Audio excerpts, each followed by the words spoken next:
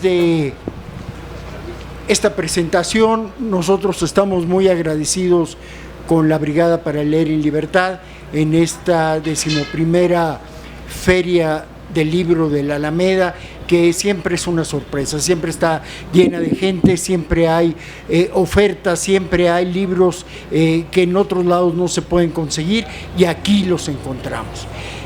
Nosotros vamos a presentar algunos números de la colección popular.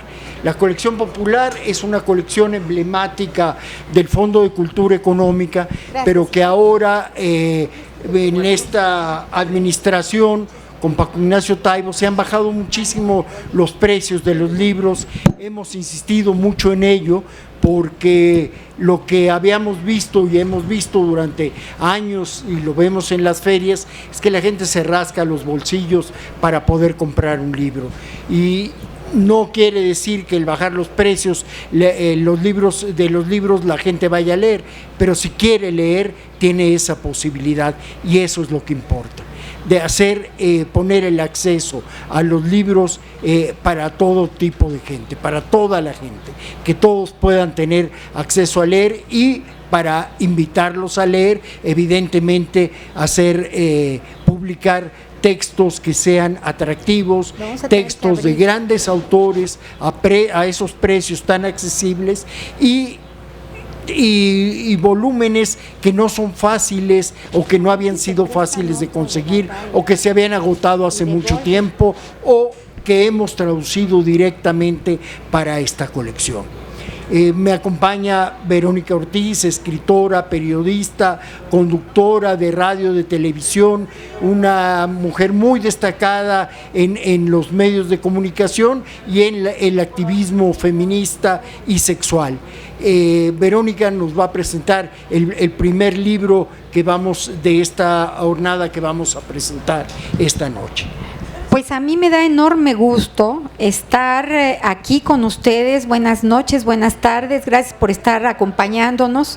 Y cuando me dijeron que iba a venir a hablar obviamente de esta maravillosa colección, la colección popular, La Nueva Época, que son libros más o menos de 100 pesos para abajo, increíbles, y además algunos verdaderamente notables en muchos sentidos. Yo diría que la gran mayoría o todos, pero por distintas razones tienen sus atributos o sus características que los vuelven libros entrañables.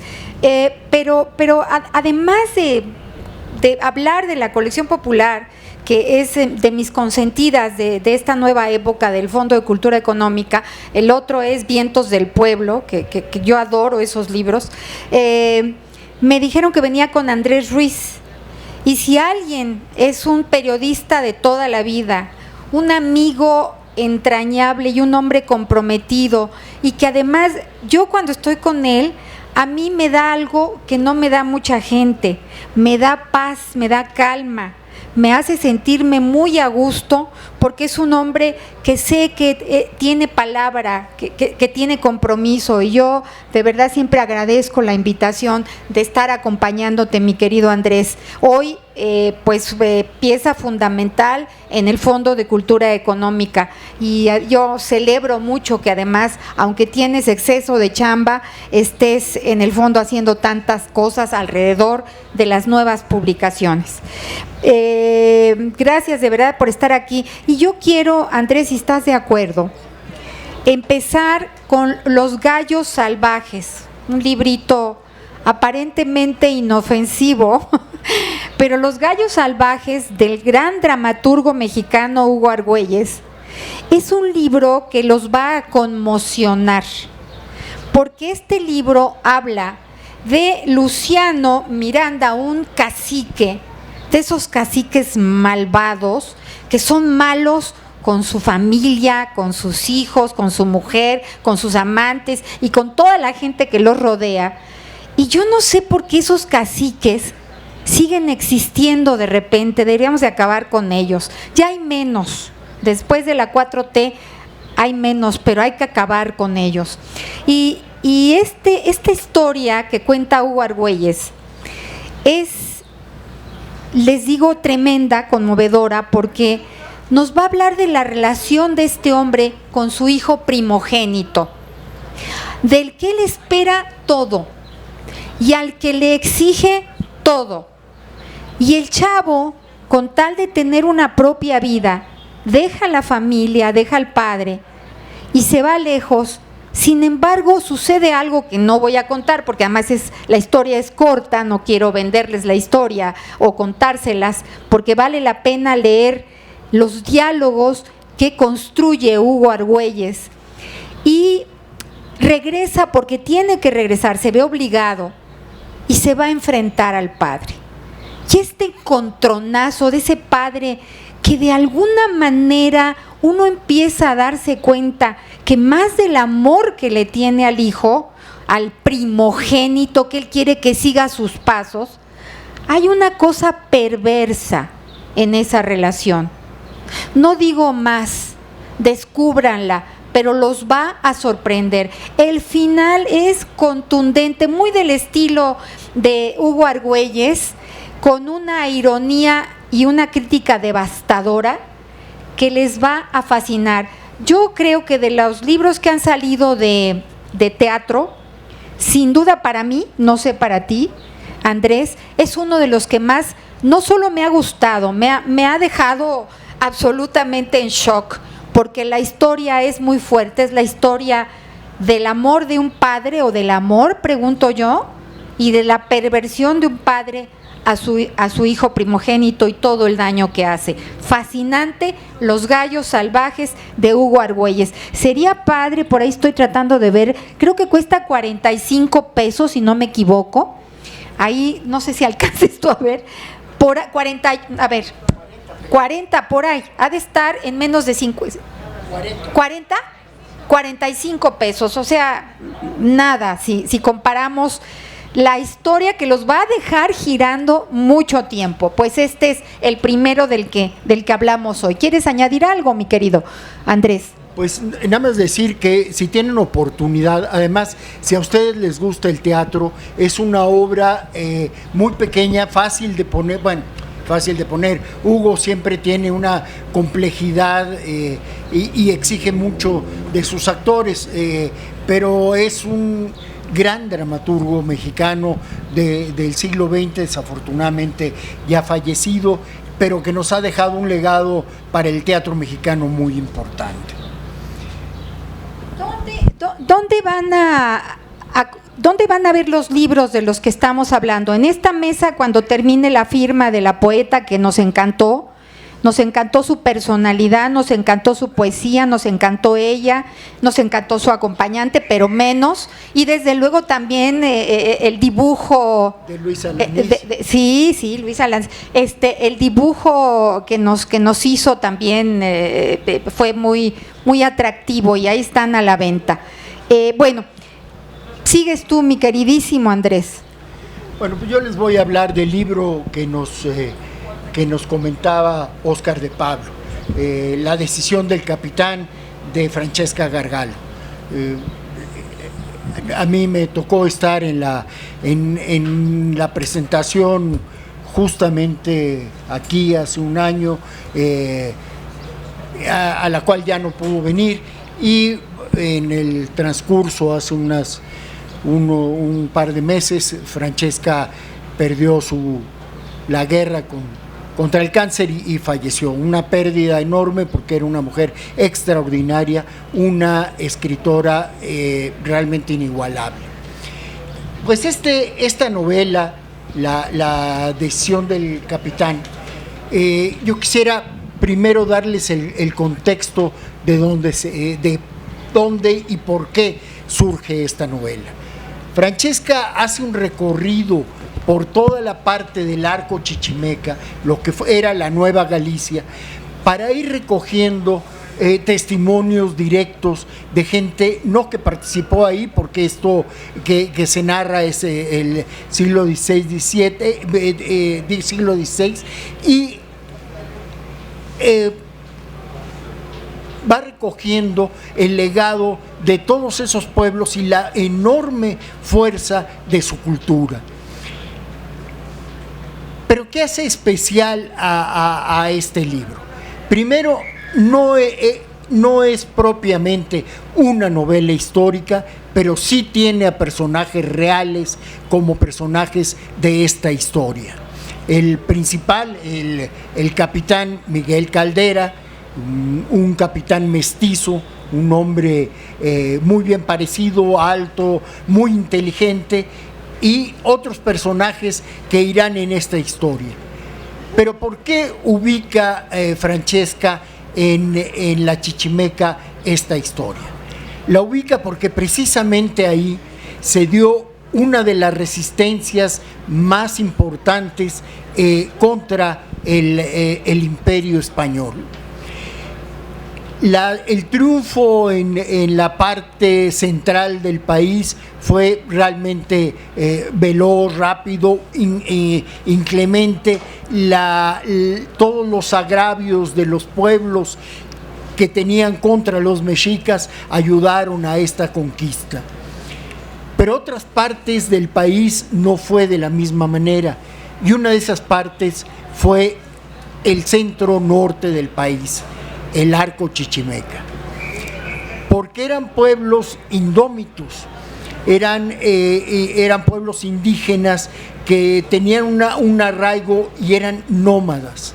Entonces los españoles no podían con esos pueblos, porque cada vez que los combatían, de repente les salían en esos lomeríos de toda esta parte del centro norte del país, salían montados a caballo, eran magníficos jinetes, los atacaban y se iban. Los atacaban y los hacían pedazos. Además se llevaban a las mujeres y a los niños. Tenían también la costumbre como guerreros de esa parte de cortar el cuero cabelludo de sus opositores y los llevaban colgando en sus taparrabos. Eran como medallas para ellos.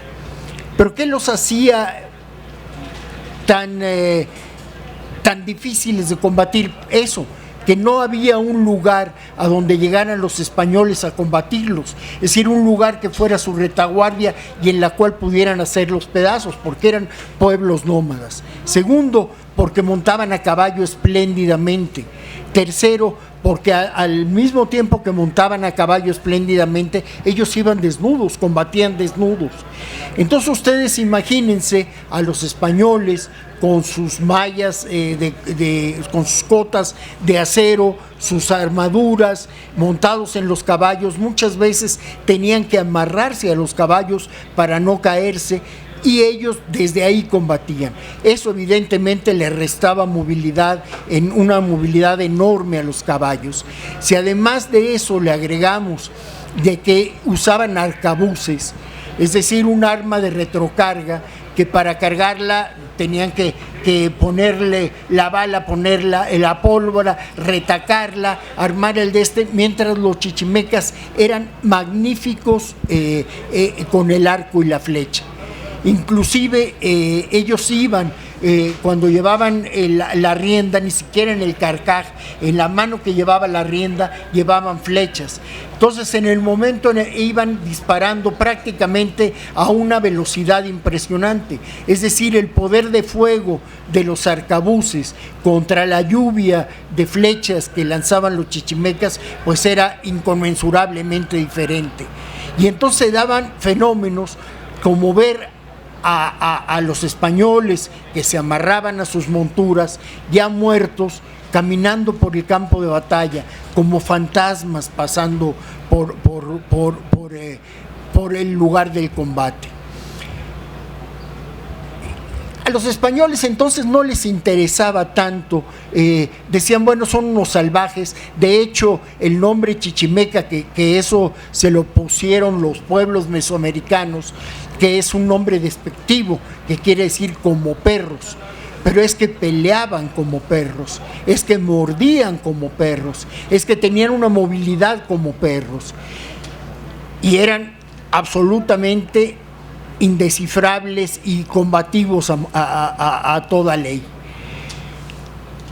decían los españoles, bueno, es un lugar semiárido, árido, donde no hay riqueza, donde no hay asentamientos, pues dejémoslos ahí y hagamos algunas expediciones y ya. Pero resulta que un geólogo llamado Juan de Tolosa descubre en la parte donde están ubicados los pueblos zacatecos, es decir, en Zacatecas, descubre una veta riquísima, veta que sigue aún dando mineral de plata y de oro. Y entonces la historia cambia, porque entonces sí hay necesidad de apropiarse de eso. Y entonces van y los combaten y llaman a Nuño de Guzmán para que combata a los chichimecas, y van una y otra vez y no pueden dominarlos. Es tal la desesperación de los españoles para llegar ahí que le llaman a Pedro de Alvarado, el genocida de Tenochtitlan. Le llaman y él dice, bueno, en una semana regreso, no hay problema. Y resulta que hace una incursión, y hace otra, y hace 4, y no puede vencer a los chichimecas, y en su soberbia, en uno de esos combates, lo hieren a él y hieren a su montura, cae sobre una pierna, y a raíz de esa herida, Pedro de Alvarado, el genocida de Tenochtitlan, muere en la guerra contra los chichimecas. Entonces, ¿qué es lo que deciden los españoles? Dicen, combatirlos es prácticamente imposible. Vamos a tratar de comprarlos, de sobornarlos. Vamos a llevar gente del altiplano, vamos a llevarla que hagan asentamientos en esta parte del desierto para que haya poblaciones con las cuales además podamos trabajar las minas. Y así crean los presidios, que eran poblaciones de calles muy estrechas, precisamente para evitar que las embestidas de los chichimecas, y ahí llevaban a los tlaxcaltecas, les permitían usar armas, les permitían montar a caballo, que esas dos cosas estaban prohibidas, y además les habían ofrecido que les darían tierras. Este capitán Miguel Caldera, que era un hombre muy inteligente, como les decía, dice, lo que nosotros tenemos que hacer es comprarlos. Lo que nosotros tenemos que hacer es vencerlos no con la guerra, sino a partir de la corrupción. Tratar de llevarlos hacia nuestras posiciones, a partir de comerciar, de darles estos beneficios. Y entonces ahí empieza a haber les llevan artículos que les regalan, se hace un intercambio, y ahí es donde Francesca ubica la historia. Es la historia de un cascachil, es decir, el capitán mestizo Miguel Caldera, que tiene una hermana indígena con una fuerte ascendencia indígena que viene de su madre. Su madre, una mujer muy potente. Esta hermana es una suerte de chamana de los pueblos de esa región, y ahí se encuentra con una mujer echada para adelante. Una mujer que lo que hace es comerciar en esa parte sin importarle el asedio de los chichimecas. Una mujer indomable, pero también increíblemente cruel, capaz de arrancarle sus hijos a las mujeres y de llevárselos, de no perdonar una deuda. Ella era la quien le prestaba dinero a los soldados españoles para que tuvieran avíos. Y ahí se da esta historia entre un capitán mestizo, esta mujer absolutamente salida de su tiempo, muy metida, y esta es la historia de la decisión del capitán. Es una decisión que tiene que ver, no les voy a platicar la historia de la novela, es hermosa, en donde está implicado el amor, la tradición de los pueblos indígenas, el combate de los españoles, y es en este contexto en donde se da esta hermosísima novela que uno de los personajes de este volumen es el lenguaje. Es un lenguaje de frases cortas, contundentes, hermosísimas, durísimas, que a mí me hace pensar incluso mucho en Juan Rulfo. Y esto es lo que hace Francesca Gargalo, una novela que contada a partir del siglo XVI tiene una actualidad y una forma narrativa que prende al lector de inmediato, que lo hace prendarse de esta historia y no parar hasta llegar al final. La decisión del capitán, de Francesca Gargalo. Y está solo a 70 pesos. Yo voy a permitirme tratar de que ustedes imaginen a Francesca Gargalo. Ella llega muy jovencita a México, ya había estudiado filosofía en Italia. Era muy inquieta, no le gustaba quedarse en ningún lugar, pero llegó a Zacatecas. Empezó a viajar y de repente, por 1000 razones, llegó a Zacatecas y se volvió loca con el lugar. Y empezó a ver lo que pasaba en Zacatecas, se enamoró de un pintor, tuvo una hija con él, Elena, y esta hermosísima italiana, porque era espectacular, aparte de brillante. Imagínense la apiñonada, estos romanos, estos italianos apiñonados, una mujer de una belleza natural, con un cuerpo de verdad impresionante. Yo recuerdo haberla conocido porque me la recomendaron para mis programas de educación sexual en Canal 11, y cuando llegó, todos y todas las que estábamos ahí quedamos prendados de su belleza y de su inteligencia. Francesca, donde se paraba, dejaba a todo el mundo sorprendido, porque no solamente era esa belleza que la tenía, sino era su inteligencia, su lucidez, su compromiso. Francesca nos contaba, hizo esta novela, La decisión del capitán, montada en un burro en toda esta zona, con su hija pequeña en ese burro, tratando de conocer la zona de la que después hablaría. La novela es una de sus tal vez obras maestras. Yo sí se las recomiendo enormemente, por lo que ya decía mi querido Andrés Ruiz. La narrativa, la forma de contarles esta historia es de verdad algo hermoso. Yo creo que es una narración poética, que los lleva de la mano a ese momento histórico que es también fascinante y que nos va a revelar la personalidad de Miguel Caldera de muchas maneras, y este hombre indígena y español que también luchaba con sus dos sangres todo el tiempo. Bueno, pues Francesca Gargalo, La decisión del capitán. Donde quiera que estés, querida Francesca, yo sé que estás aquí con nosotros a través de tu literatura. Bueno, yo traigo otros 2 libros, y me voy a permitir que sean 2, que son de una mujer también fascinante nuestra, una escritora mexicana, Luisa Josefina Hernández, también dramaturga, pero como muchos otros escritores, ella aborda en la traducción, es ensayista, nacida en la Ciudad de México, nació en 1928. Ella vive y nos entrega después de un tiempo 2 novelas, una un año y la otra acaba de llegar, que son 2 novelas que como buena dramaturga va a irnos contando en diálogos perfectos, porque el teatro eso es lo que nos da, pero en este caso no es teatro, son novelas.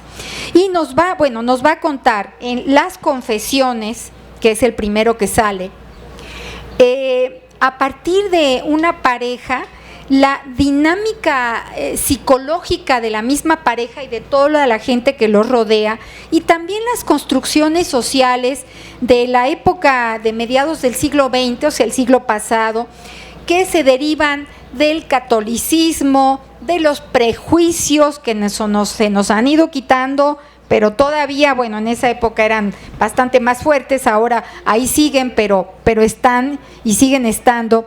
Y una sociedad que va de alguna manera a determinar mucho de lo que la propia pareja va a vivir y los conflictos que va a tener. A mí me parece otra vez que son 2 libros, por eso, bueno, finalmente escogimos ciertos libros, Andrés y yo. Si por ahí me regalan un poquito de agua, les voy a agradecer mucho. Espérame Andrés, ahorita, porque no voy a poder con tanto.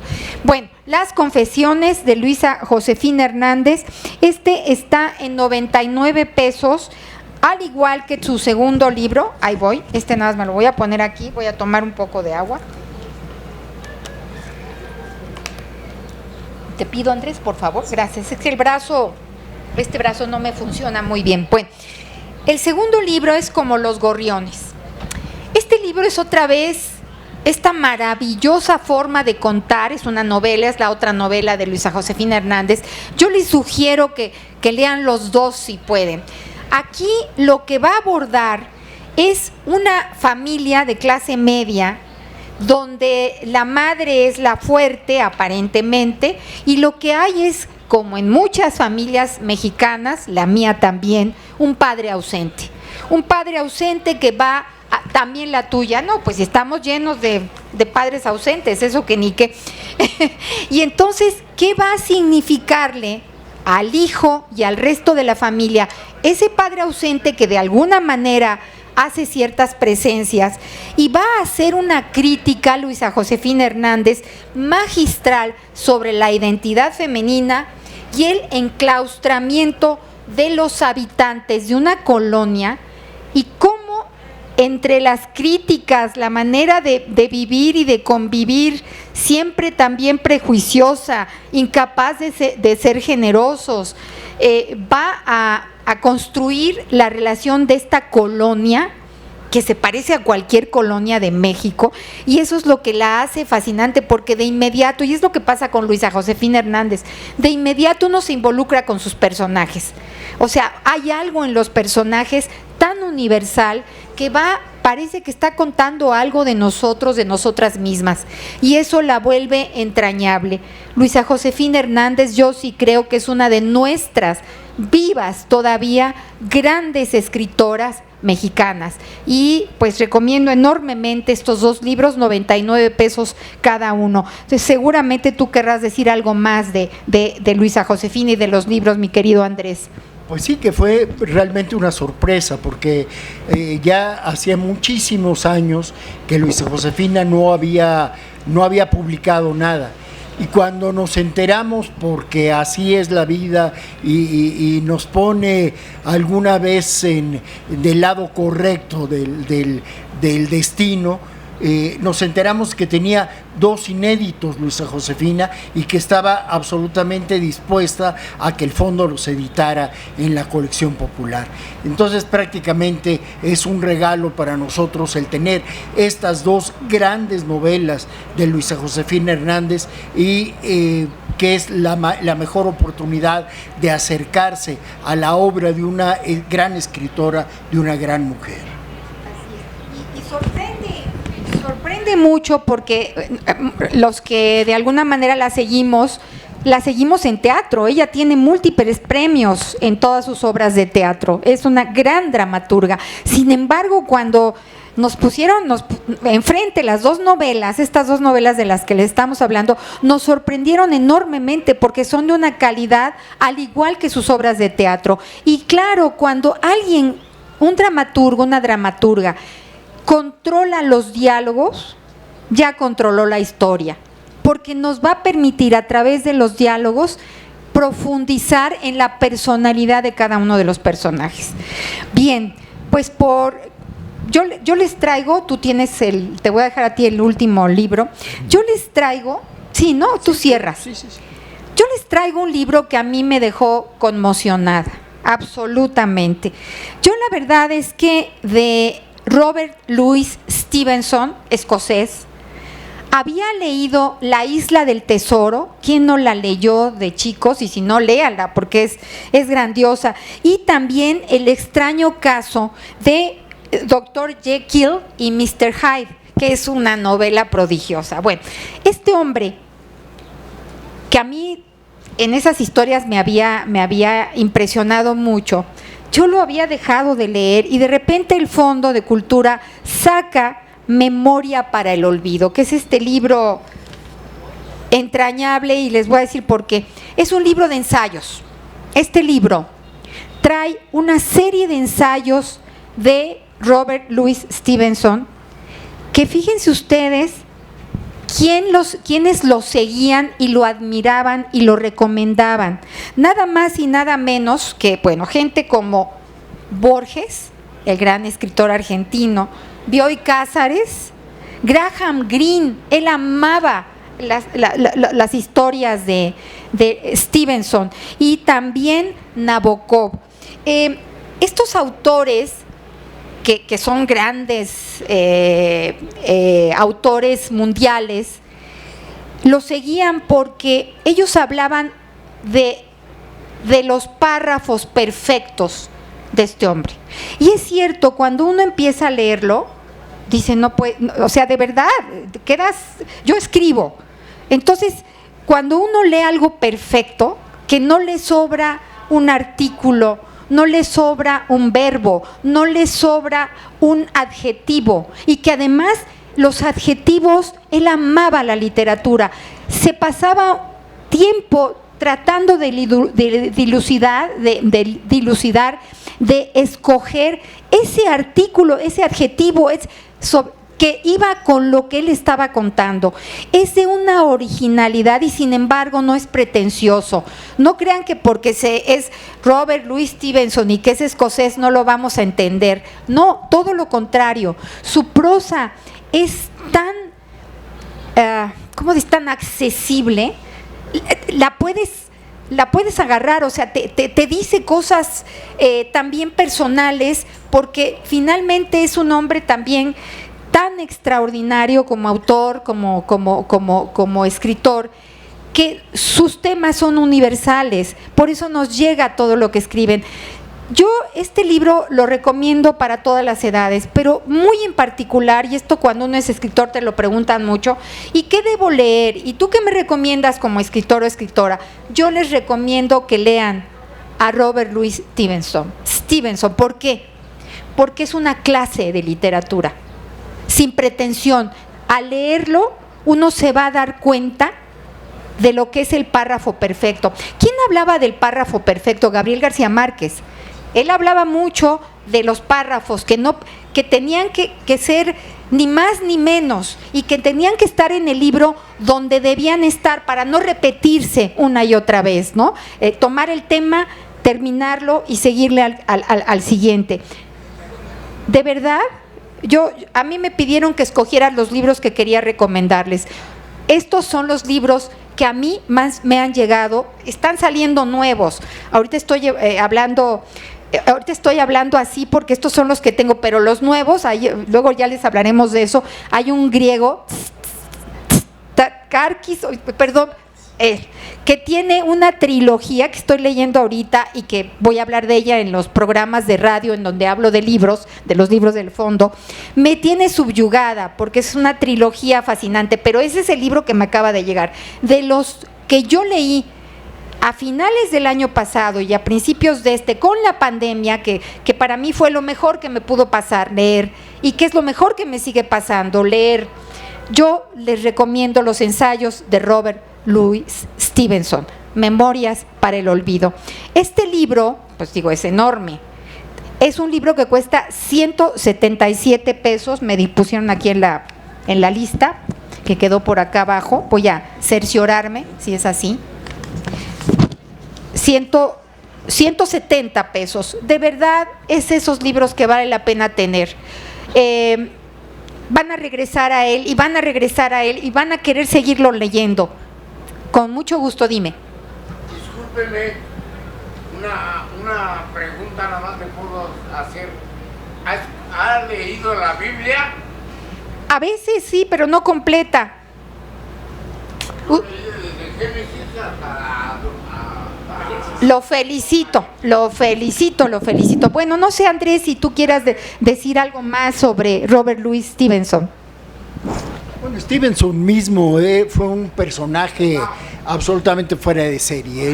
Él viajó por muchos lados, de hecho muere en las islas del sur, ahí lo entierran, le dan, lo adoptan, y es un personaje, un escocés que se vuelve un indígena de las islas del sur.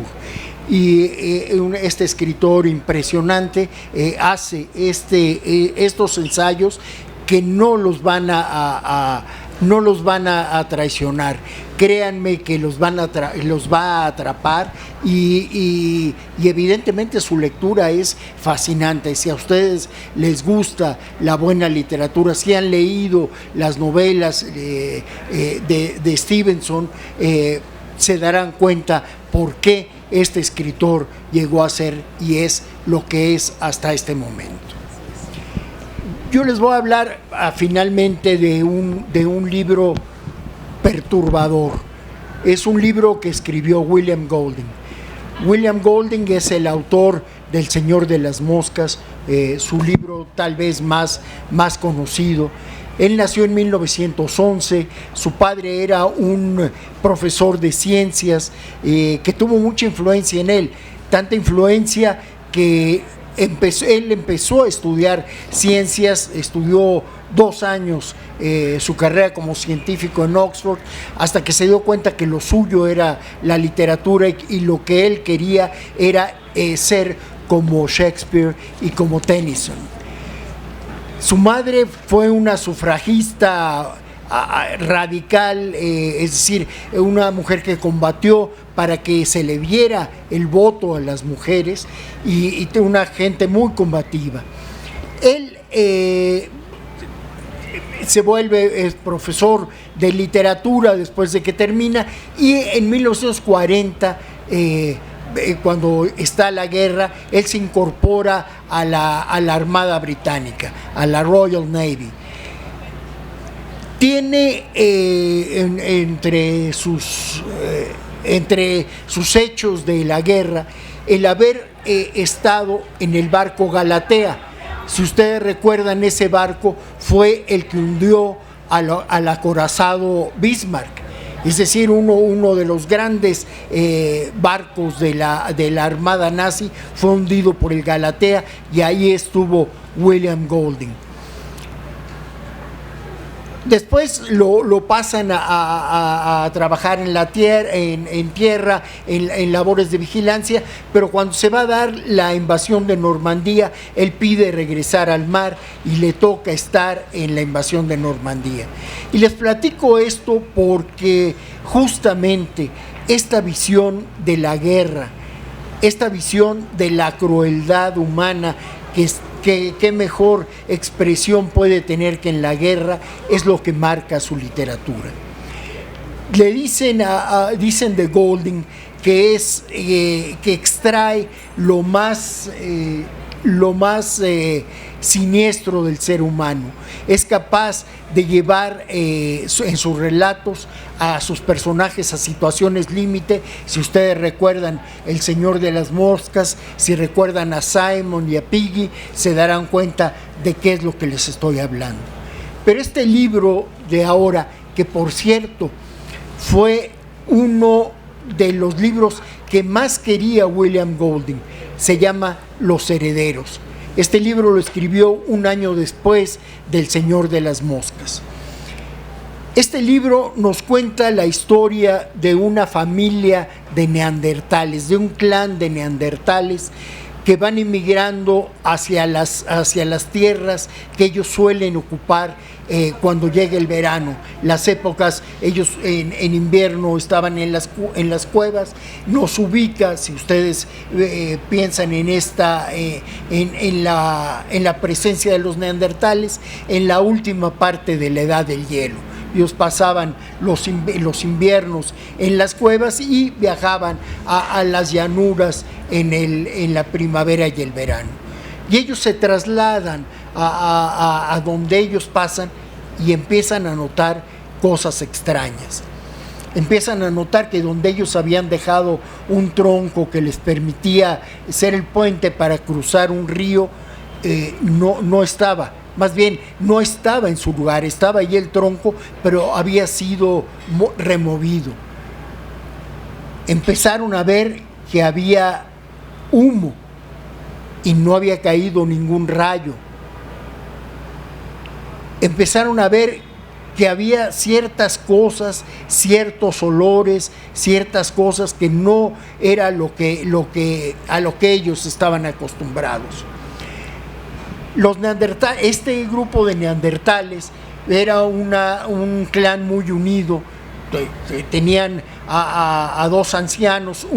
La anciana era la que cuidaba, la que protegía, la que llevaba las ascuas para generar el fuego, y el anciano era quien les decía los caminos y los momentos en los que tenían que emigrar.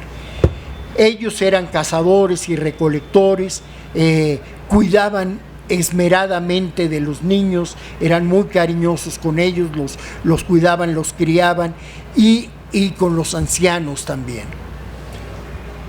Y de repente empiezan a ver estos signos extraños, y eran extraordinariamente hábiles, eran casi simiescos. De repente, subido en un árbol, empiezan a ver que hay otros que son similares a ellos, pero son distintos. Dicen que tienen la cara de calavera, porque ellos estaban absolutamente cubiertos de vello, y estos otros no. Tenían la piel de otra manera, la piel más clara, y empiezan a espiarlos y a buscarlos, y se dan cuenta que tienen una serie de prodigios que ellos no imaginaban. Se viajan en troncos, es decir, era una forma de decir que tenían canoas. Tienen unas varitas con plumas que viajan a gran velocidad, es decir, ya usaban el arco y la flecha. Usaban ya objetos para matar, es decir, usaban lanzas, usaban cuchillos de pedernal. Y todas estas cosas los empieza a admirar a este grupo de neandertales. Pero ahí es donde entra la brillantez de Golding. Golding nos narra, por ejemplo, el lenguaje, que era un no lenguaje de los neandertales, pero que nos mete en ese mundo y nos hace identificarnos con estos ancestros nuestros finalmente, y tener su punto de vista. Está Fa y está Lok, que eran los nombres de dos de estos personajes. Tenían una incipiente creación de la religión, Liku, una niña que tenía una raíz torcida con forma femenina, a la cual ellos le llamaban Oa, diosa, la pequeña Oa, la pequeña diosa, y que la llevaba la niña. Pero estos hombres a los que están viendo matan a otros compañeros de los neandertales, secuestran a los niños, entre otros a Liku, y ellos se sienten extraordinariamente desconcertados, porque son extraordinariamente crueles. Es decir, Golding nos ubica con este lado humano y cálido de los neandertales, y esta inherente destrucción que va creando el progreso. Y son los herederos, los neandertales, los Homo sapiens de los neandertales, y finalmente, ¿quiénes son los herederos del Homo sapiens? Nosotros, los humanos actuales, que somos capaces de hacer la guerra, de matar, de secuestrar niños, de robar, de emborracharnos, porque además eso también se dan cuenta de que descubren el alcohol. Y esta forma de ubicar esta historia de Golding, uno se da cuenta por qué era una de sus novelas favoritas, porque si algo puede retar a un escritor, es escribir sobre un no lenguaje. Si algo puede retar a un escritor, es plantearse una cosmogonía prehistórica, una cosmogonía de los primeros hombres, cómo pensaban, y describir, hacer ficción de cómo pensaban, qué era lo que había en sus cabezas, cómo se imaginaban el mundo que los rodeaba y qué era lo que hacía. Esta es la novela Los herederos de William Golding, que por cierto en 1993 ganó el Premio Nobel de Literatura. Si han leído El Señor de las Moscas, no deben perderse la lectura de Los herederos de William Golding, una gran novela de una destreza narrativa extraordinaria. Se la recomiendo muchísimo.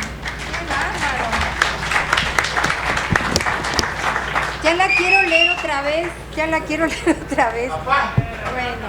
por favor.